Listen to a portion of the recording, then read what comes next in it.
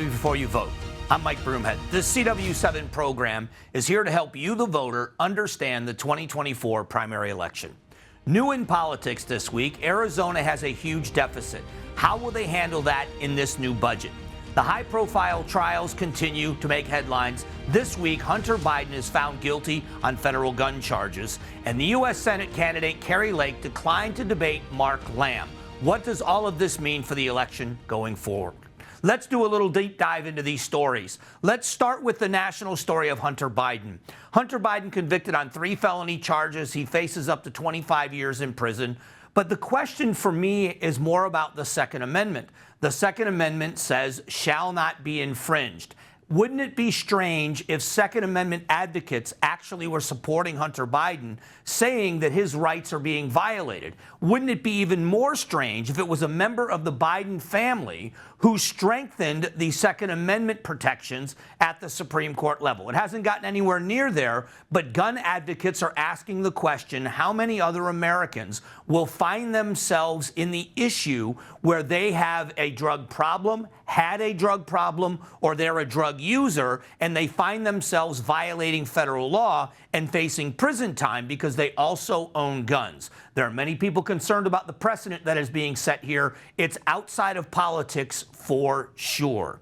Secondly, let's talk about the state budget, because I think that's the biggest of the local issues. State budget, about $1.3 billion deficit. If you look at the hundreds of millions of dollars they are talking about taking out from some state agencies, it sounds like big numbers.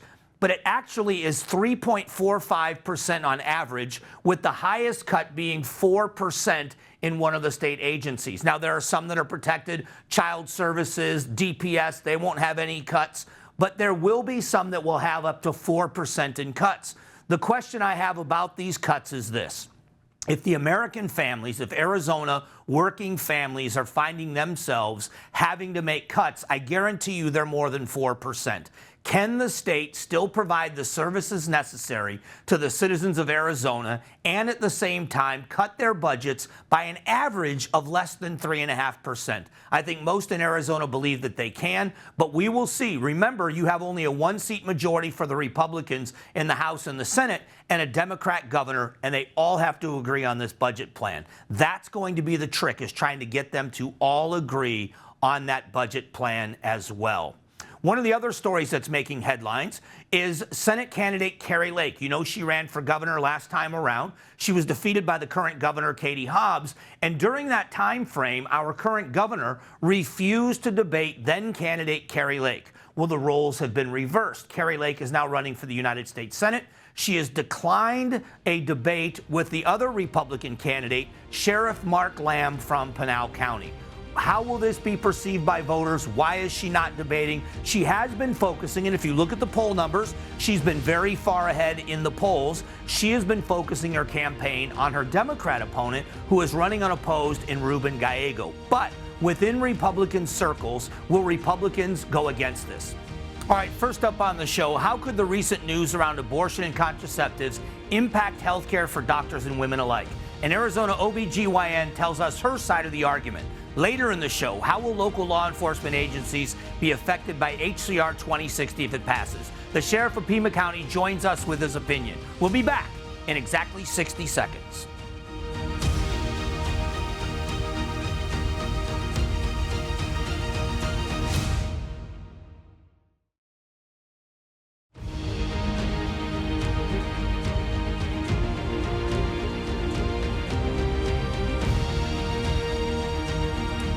Welcome back to Before You Vote. The topic of abortion is growing in importance, nowhere bigger than in the state of Arizona, with what may be on the ballot coming in November. Joining us now is Dr. Deshawn Taylor, board-certified OBGYN, clinical professor, women's health and reproductive rights advocate, and owner of Desert Star Institute for Family Planning in Phoenix. Doctor, thank you for having this conversation. Thanks for having me. I want to start with the question about the ballot initiative that will probably be on, and there may be another one. Can you talk to me about that ballot initiative, and do you think as it's written it will pass? And if it passes, what will it do? I can answer the question related to, do I think it will pass? In terms of the language, I am not really very informed about how the language itself came about, but I will say that Arizonans are very enthusiastic about this initiative. More than enough signatures have been collected to likely make it past any challenges to the signatures. And many of us here are confident that with that initiative on the ballot, that voters will overwhelmingly vote for it, and we'll see that abortion will be enshrined into the Arizona Constitution. When we look at the issue of abortion access, many people talk about it. Even in this piece, this proposition, it talks about the viability of a pregnancy. Is there a question, or shouldn't we be talking about that viability point of when does life begin and when should that child in the womb be protected? Is that part of this conversation, or is the conversation solely about a woman's right to choose? I am an advocate of a pregnant person's ability to be the moral authority over their lives and make the decisions they feel is best for themselves and their families. Therefore, when I am thinking about this ballot initiative, I'm thinking about it as one of multi-pronged approach to ensure and expand access to abortion for the people of Arizona.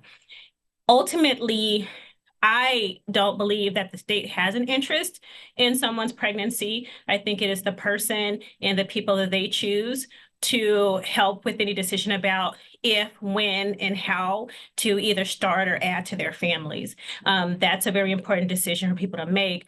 And whether or not we as individuals outside of those circumstances believe or think we would do something different is honestly not a reason to pass legislation to limit people's opportunities. And I agree with part of what you're saying in that my belief should not interfere with your beliefs. But at some point, that child becomes a human being. Does it become a human being inside the womb, or is it only become a human being outside the womb? If it's a human being in the womb, at some point, it gets the same constitutional protection. And I know we're having more of a moral/legal conversation, but I think that's what most people wrestle with on this issue. I agree that people wrestle with this issue.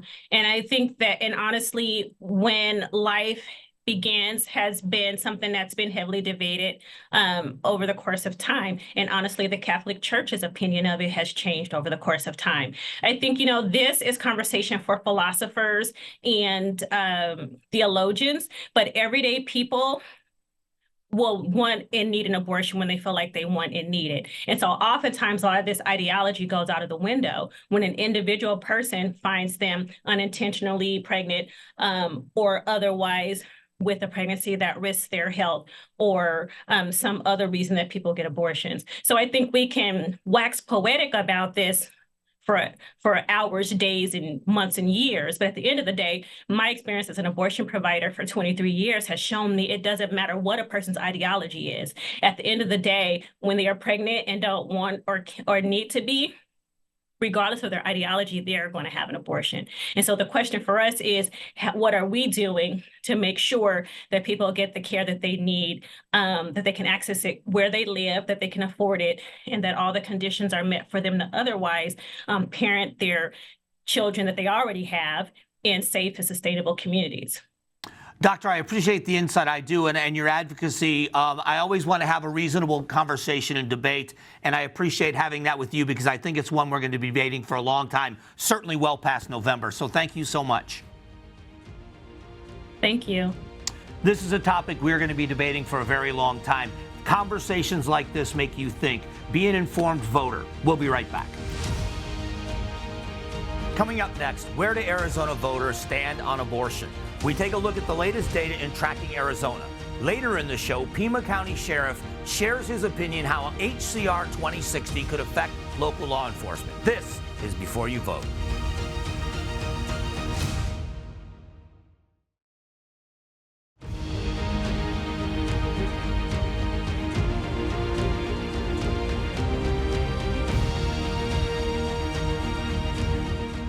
Welcome back to Before You Vote. It's our Tracking Arizona segment. Once again, we are joined by David Byler, Chief of Research from Noble Predictive Insights. Thanks again for joining us, David. Thank you. All right, this week we're going to dive into the topic of abortion. A couple of things I want to get clarification on. When it comes to politicians regulating abortions, it looks like the majority of people want them out of it. Can you explain that chart?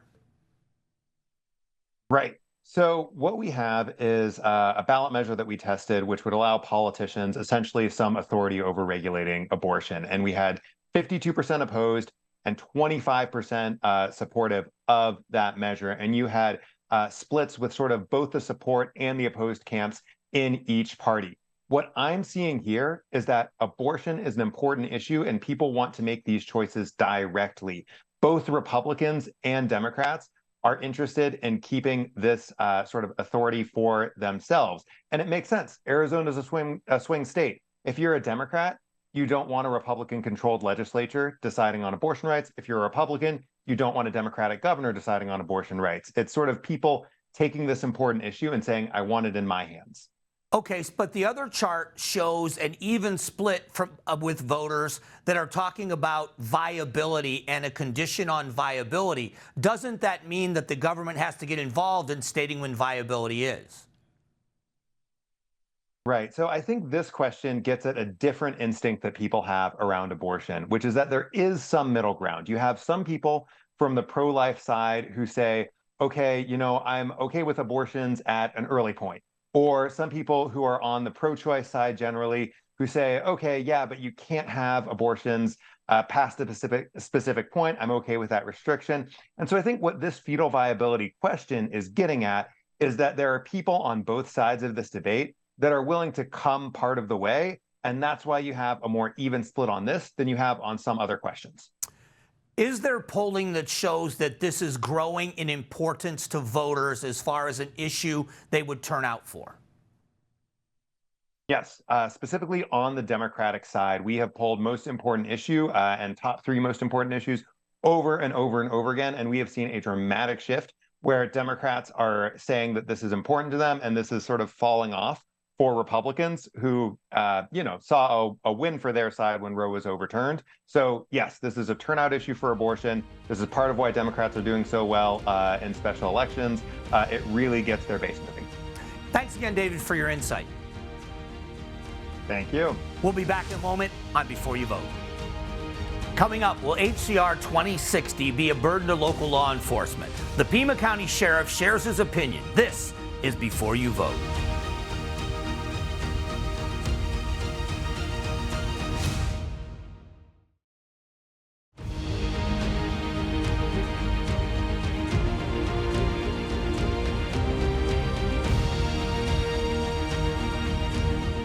Welcome back to Before You Vote. Joining us now is the Sheriff of Pima County, Chris Nanos. Thanks for doing this, Sheriff. Not a problem. The HCR 2060, which looks like if it survives legal challenges, is going to be on the ballot here in Arizona. We've had a plethora of opinions, but you're speaking out not in favor of this. Can you tell us why? There's a number of reasons. One, I have enough budget problems right here in Pima County, just being sheriff. It's ironic, I believe, to have the state tell us that all along that the border is a federal issue. And by goodness, we're going to take it over. Oh, no, we're not gonna. We're going to give it to the sheriffs. Wait a minute. Where's our funding for this? This is an unfunded mandate. I don't have any extra budget today to deal with the issues we deal with every day in Pima County, much less border issues. I'll be real honest with you. My heart says this is nothing but politics, taking that border again and just playing political football with it. I don't have time for that. I've got a job to do here, and it's to keep my community safe. Okay, so the two things, because I've addressed this with some of the legislators, and I want to get your response to them. One of them is that it's not a mandate, that it's a tool in the toolbox, that your deputies would not have to do this if you say that they didn't. And then secondly, the other part of it, they say that this pertaining to border only in the sense that you have to actually witness somebody crossing the border, have evidence that they've crossed to even enforce this. So it may not affect counties that are not directly border counties. So I don't buy that. You put a law on the books and then say, well, it's up to the sheriff now. That is so ludicrous. You're wasting everybody's time then. Either you want the law enforced or you don't. I'll be very honest with you. I have the largest linear border with Mexico than any county in the country. And we work with Border Patrol here, the Tucson sector, the largest populated Border Patrol sector in the country. Some 6,000 agents right here in Tucson sector that help control that border. I have daily, 3 times a day actually, contacts with Border Patrol Chief John Modlin, the Border Patrol Chief here in Tucson. We speak continuously. All of the law enforcement leaders in this valley speak continuously. He knows real clear. If he needs my help, he's got it. Just as if I need his help, he's got it. We always assist our federal partners and anybody in law enforcement. That's not the issue here. The issue is this. It's Border Patrol's job to enforce that border, not some county sheriff. Sorry, it just doesn't belong to me. I have a number of issues. I have a jail that needs replacing for what, $850, $900 million. Who's giving me that money? No, this is nothing more. If they're being honest at that state legislature, if they're being honest, they would tell you this is either politics or it's racism. And that's how I see this. So the other argument, and I'm just giving them to you because I love these responses from you. Texas has done what they're doing, and they are seeing a shift of traffic because the cartels are sophisticated. They're moving them to Arizona. They're moving them to Southern California. If Arizona doesn't do something of their own to send the message to the cartels, we are going to be overwhelmed even more than we are at the border, and it's going to cost us even more money. That could be a big issue as well, that something needs to be done at the state level. I think that's hogwash too. I think it's more rhetoric, just playing politics because it's an election year. Where's all this conversation in the off years? What somebody said the other day, why now? Why is Biden doing this executive order now? And you know, the real question should be, why didn't Congress, federal Congress, our US Congress, why did they not do anything about this? Not just this year, for the last 60 years. I've lived my life on the border. I was born and raised in El Paso, Texas, on the border. No, this is really a federal government issue. What I tell the voters is, your vote counts. It's important. Don't put this on a county sheriff. Don't let the state tell you, oh, we'll let the county handle it. Where's the state's involvement in this? If they want this so bad, where's the state sending DPS to the border? Why don't they do that? No, it doesn't fly, it doesn't set well. You know, I have a community of over 1 million people here who depend on my agency to be properly staffed, to be able to provide them public service for public safety issues that mean something to them every single day. My border is there. I understand it. Border Patrol knows how to get a hold of us. We share resources all the time, but we're not going to take on responsibility for something that the federal government has literally passed the buck. This isn't a Biden-Trump thing. This is 67 my entire life of border issues that somebody, for some reason, through the years decided, hey, you know, this is kind of a good political topic. We can just kick it around forever. Nobody wants solutions. They just want to drag it out further. Sheriff, I appreciate the comments as always. It's always want to reach out to the law enforcement experts. Thanks for your time.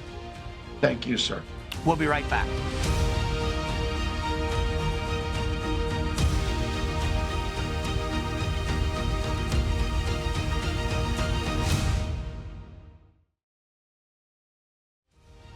We went long with our interview, so we are out of time. Thanks to our guests. Thank you for watching. We'll be back next Sunday right here on Before You Vote.